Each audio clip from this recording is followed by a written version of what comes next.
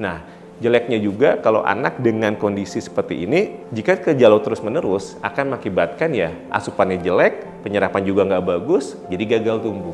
Halo sahabat Vimela, saya Dr. Reza Abdul Salam, spesialis anak. Saat ini saya praktik di Brawijaya Hospital Antasari.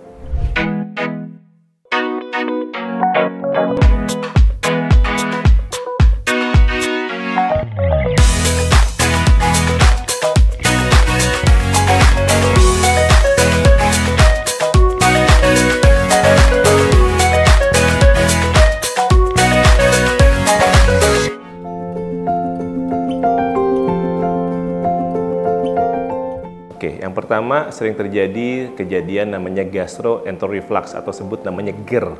GER itu berhubungan dengan karena saluran cerna pada anak itu belum sempurna, mengakibatkan sering terjadi reflux atau regurgitasi yang akan keluar cairan dari isi lambung itu keluar melalui mulut dan melalui namanya hidung. Jadi sebenarnya di lambung bayi itu kan bentuk seperti kayak tabung gitu ya. Nah, di mana ada pintu atas dan pintu bawah. Di mana pintu atas ini kadang masih belum sempurna, gitu, mengakibatkan sering terjadi reflux dari lambung bayi ini akan ke atas. Nah, seringkali juga reflux itu diakibatkan karena terjadi namanya overfeeding. Jadi terlalu sering menyusui juga akan mengakibatkan reflux gitu. Sebenarnya kalau GER biasa itu kan terjadi pada hampir semua anak gitu, dan akan semakin nambahnya usia itu kan perbaikan. Seiring bertambahnya usia juga saluran cerna pada anak akan semakin matang gitu. Dan GERD ini yang sering juga terjadi kalau memang ada gangguan gagal tumbuh tadi. Sebenarnya paling banyak memang ya ditemukan pada di usia-usia awal, tapi harusnya semakin nambah usia akan semakin perbaikan, harusnya. Biasanya si dokter akan melakukan yang pertama USG abdomen. USG itu akan mengevaluasi apakah ada kelainan anatomis atau tidak. Itu anatomis dalam artian mulai di lambungnya, kemudian di ususnya, atau di ginjal atau segala macam itu dievaluasi gitu, apakah ada masalah atau tidak. Yang kedua sebenarnya tadi saya bilang GER ini tidak berhubungan dengan genetik sebenarnya gitu. Jadi memang ini kondisi yang wajar. Tadi saya bilang apakah GER ini hampir semua kejadian pada anak, gumo, kembung segala macam itu kondisi yang wajar. Yang tidak wajar kalau sampai terjadi kondisi yang berlebihan tadi gitu, sampai mengganggu anaknya.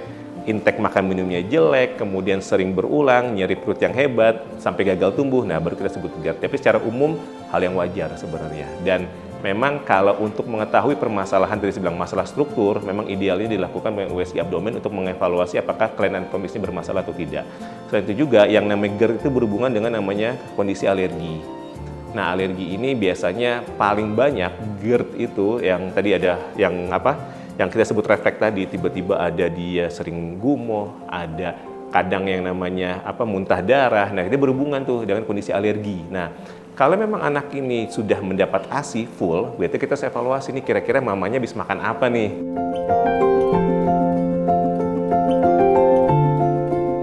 Ada yang harus diwaspadai, red flag-nya. Jadi kalau dia gumoh, sendawa, itu bleber gitu ya, itu kondisi yang wajar. Yang tidak wajar kalau kondisi di mana gumoh atau keluarnya itu reflux itu masif dan itu sering gitu. Bahkan di luar nyusu pun dia akan gumoh, itu juga problem. Yang kedua tadi, jikalau di muntahan yang tadi dia keluarkan nggak cuma susu yang keluar, tapi ternyata ada darahnya di situ. Nah, itu disebut dengan hematemesis.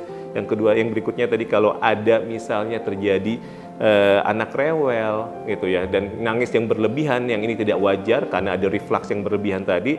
Sama tadi juga ada position differ di mana anak itu melengkung itu karena dia membusungkan si dadanya, si perutnya itu. Dengan kondisi seperti itu dia akan membuat perutnya lebih nyaman, anak lebih nyaman dengan posisi seperti itu. Jadi sebenarnya bersendawa kembung itu akibat terlalu banyak udara yang masuk ke dalam usus kita gitu. Nah, bisa berhubungan kalau anak itu menyusunya gitu, kemudian apalagi pakai botol, jadi ada sisa udara yang masuk ke situ tuh. Nah, sebenarnya itu kondisi yang wajar gitu pada bayi kalau dia bersendawa, makanya setelah disusukan biasanya akan disendawakan, ideal seperti itu. Dan kalau dia ada sering bersendawa, sering kembung, diikuti gejala tanda yang lain, ada nyeri perut yang hebat, anaknya rewel, nah baru kita curiga ada gangguan GERD di situ.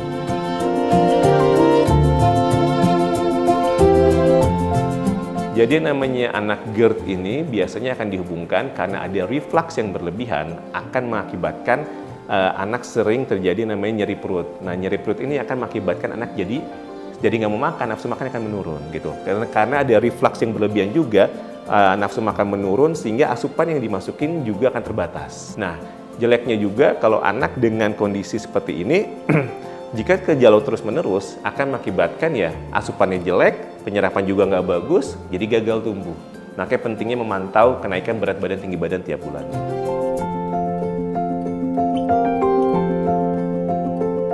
Jadi kita harus membedakan antara alergi dengan intoleransi gitu. Kalau alergi itu berhubungan biasa dengan sistem kekebalan tubuh. Jadi kalau dengan jumlah yang sedikit itu akan merangsang terjadi reaksi alergi. Dan kadang reaksi alergi itu tidak hanya di satu tempat. Jadi artinya punya berbagai macam tempat. Contohnya reaksi di kulit, ada biduran, ada eksim misalnya. Untuk di saluran nafas bisa jadi rinitis alergi atau asma tercetusnya. Dan untuk saluran cerna bisa terjadi mual atau muntah atau mencet yang berlebihan. Nah, itu kalau curiga alergi. Jadi ada berbagai macam tempat. Nah, sedangkan kalau intoleransi biasanya berhubungan anak itu dengan jumlah sedikit biasanya dia akan mengalami masalah. Tapi ada suatu waktu di mana dia konsumsi yang lebih banyak baru bermasalah. Dan bermasalahnya hanya di saluran cerna. Gitu. Jadi hanya dia mual kah, muntah kah, atau nyeri perut kah, jadi hanya saluran cerna aja yang bermasalah. Nah, salah satu kecurigaan kalau memang ada intoleransi paling sering terjadi namanya intoleransi laktosa. Jadi kalau memang kecurigaan intoleransi makanan misalnya, nomor satu yang dievaluasi ada kita sebut namanya food challenge test. Jadi kalau kita kecurigaan nih, tadi saya bilang ada kecurigaan saya alergi laktosa, idealnya saya harus mengeksklusi atau menyingkirkan produk susu sapi dan turunannya itu sekitar 2-4 minggu gitu, sampai benar-benar kita clearkan, nggak ada sama sekali. Nah, setelah kita singkirkan, kita akan provokasi lagi, kita cobain lagi dengan jumlah sedikit gitu. Kalau misalnya memang dalam perlahan anak itu terbukti ada masalah setelah diberikan, ya berarti kemungkinan besar kalau intoleransi terhadap makanan tersebut tuh.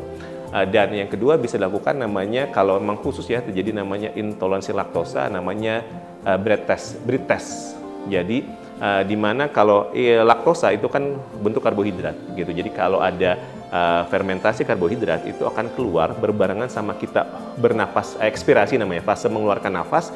Nah, itu kan dites itu. Kalau memang ternyata di breed testnya positif, berarti kamu mengalami laktos intoleran. Benar. Jadi memang idealnya semakin bertambahnya usia, anaknya semakin tolerate. Gitu. Contohnya kayak alergi susu sapi, itu sampai usia 1 tahun nanti sekitar 40-60% dia akan relief, bahkan relief dengan sempurnanya gitu. Sampai usia 2 tahun bisa 60-80, bahkan nanti setelah 3 tahun sudah bebas gitu. Jadi kamu sudah tolerate untuk makan jenis susu apapun. Jadi memang semakin nambahnya usia, intinya akan semakin matang dan gejala alergi akan semakin berkurang.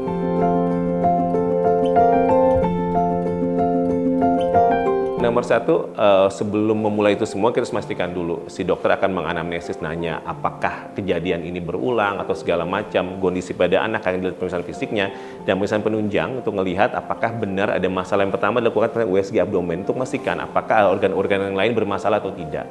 Yang kedua, memang yang namanya intoleransi ataupun alergi itu kunci utama adalah mengidentifikasi kecurigaan pencetusnya. Nah, balik lagi sebenarnya si orang tua tuh punya kendali ya, bahwa apa sih yang saya berikan pada anak saya nih gitu.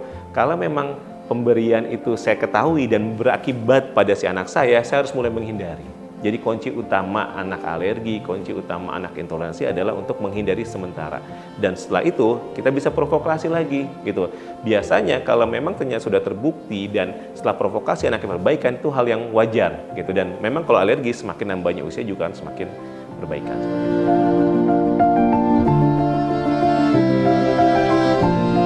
Kalau memang kecurigaan GERD, saya akan sarankan nomor satu, makan sedikit-sedikit tapi sering. Yang kedua, bikin atau buat jadwal makan teratur, gitu ya. Yang ketiga, hindari aktivitas fisik yang berlebihan setelah makan, gitu. Terus kemudian hindari makanan-makanan yang mencetuskan, gitu. Contohnya makanan yang kayak kopi, terus kemudian coklat, kemudian lemak tinggi, kemudian juga makanan yang berbumbu pedas segala macam itu dihindari untuk mencegah naiknya asam lambung. Yang utamanya pertama saya akan sarankan berikan nutrisi yang baik, yang sesuai pada anak, berikan nutrisi yang lengkap, karbohidrat, protein, lemaknya gitu ya di tiap makan anak.